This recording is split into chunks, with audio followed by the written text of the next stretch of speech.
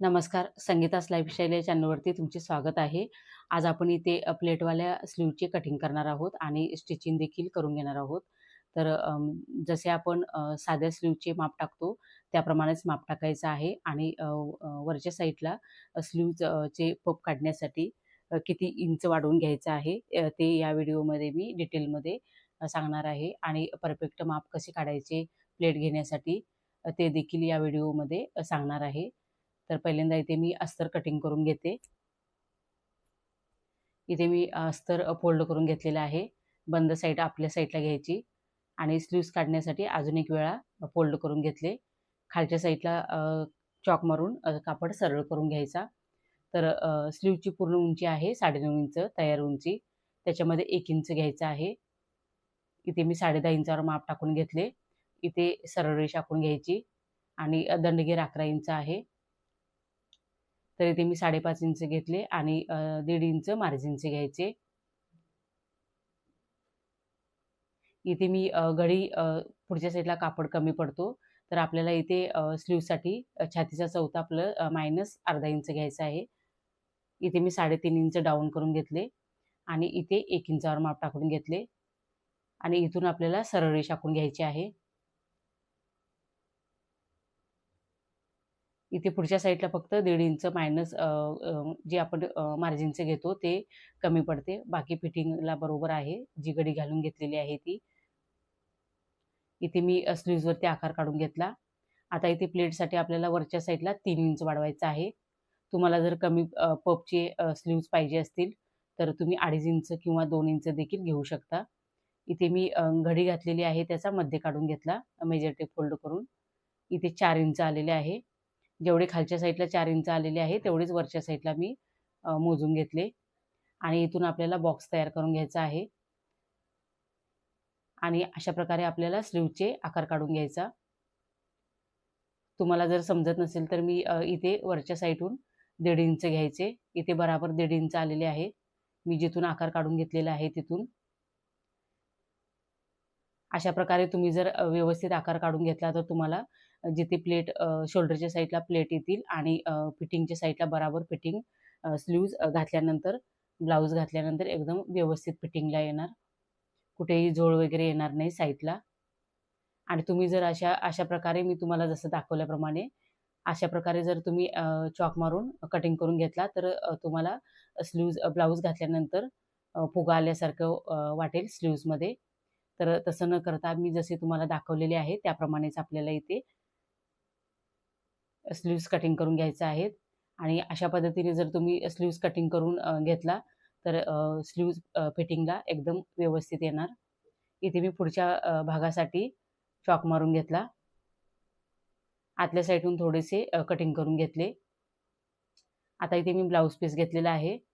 उलट्या साईडून एकदा फोल्ड करून घेतला. अजून एकदा फोल्ड करून घ्यायचा आणि जे अस्तर कटिंग करून घेतलेले आहे ते वरच्या साईडला ठेवून घ्यायचे आणि साईडहून अर्धा इंच कापड राहील अशा पद्धतीने आपल्याला इथे कटिंग करायचं आहे. इथे ब्लाऊज पीसचा देखील पुढच्या साईडला कापड कमी पडतो.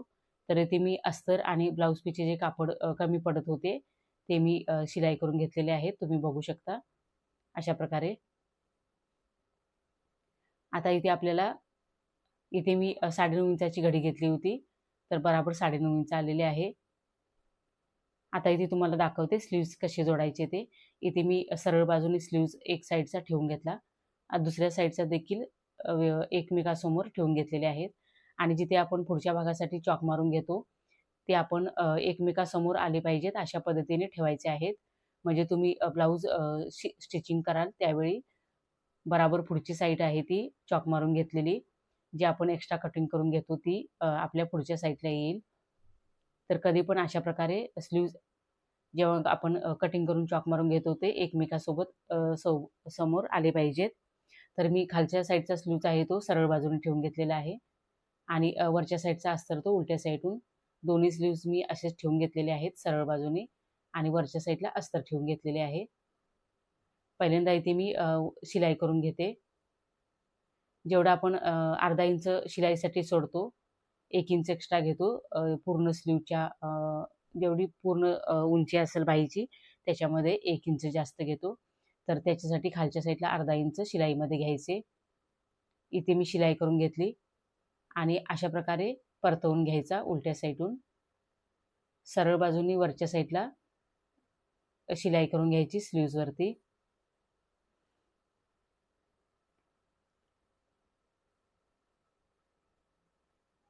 इथे मी वरच्या साईडून शिलाई करून घेतली.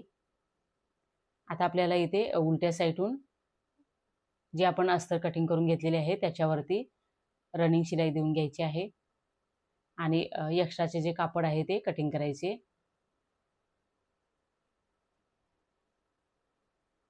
अशा प्रकारे इथे मी एक्स्ट्राचे कापड कटिंग करून घेतले. आता आपल्याला इथे स्लीवची जी पूर्ण उंची आहे त्याचे माप काढून घेतले आणि सरळ रेषा आखून घेतली आणि इथे मी स्लीव्ज पुन्हा एकदा फोल्ड करून ठेवलेला आहे. एक्स्ट्राचे जे कापड होते ते कटिंग करून घेतले आणि इथे आपण चॉक मारून घ्यायचा आहे. इथे मी कट देऊन घेतले. इथून आपल्याला प्लेट टाकायचे आहेत. इथे मी व्यवस्थित फोल्ड करून घ्यायचे म्हणजे आपल्याला फिटिंग करते वेळी देखील जेव्हा आपण ब्लाऊजला जोडतो त्यावेळी व्यवस्थित फिटिंग येते. इथे मी एक्स्ट्राचे कापड कटिंग करून घेतले आणि जिथे मी कट देऊन घेतलेला आहे तिथून आपल्याला प्लेट द्यायला चालू करायचे आहेत.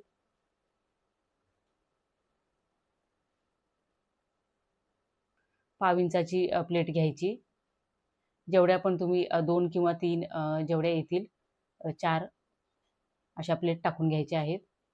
इथे मी दोन्ही साईडला 4 प्लेट आलेले आहेत पाव इंचाच्या आणि एक्स्ट्राचे कापड कटिंग करून घेतले.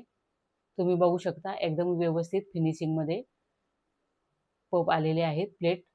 अशाच प्रकारे आपल्याला दुसरा स्लीव्ज देखील कटिंग करून घेतलेला आहे तो जोडून घ्यायचा आहे.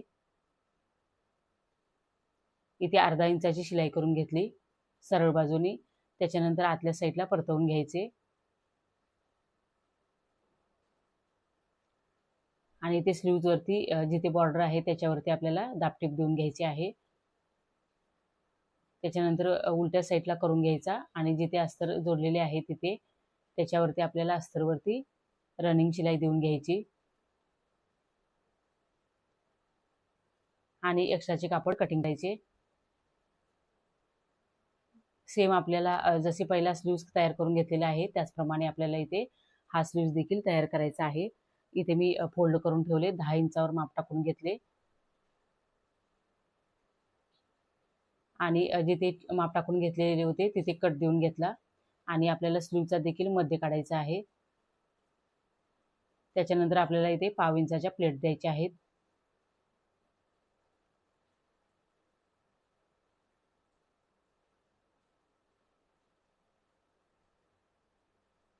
इथे मी कट देऊन घेतला होता तिथपर्यंत प्लेट टाकून घेतल्या आणि एक्स्ट्राचे कापड कटिंग करून घेतले. अशा प्रकारे दोन्ही स्लीव्ज तयार झालेले आहेत. तुम्ही बघू शकता छान पब आलेले आहेत.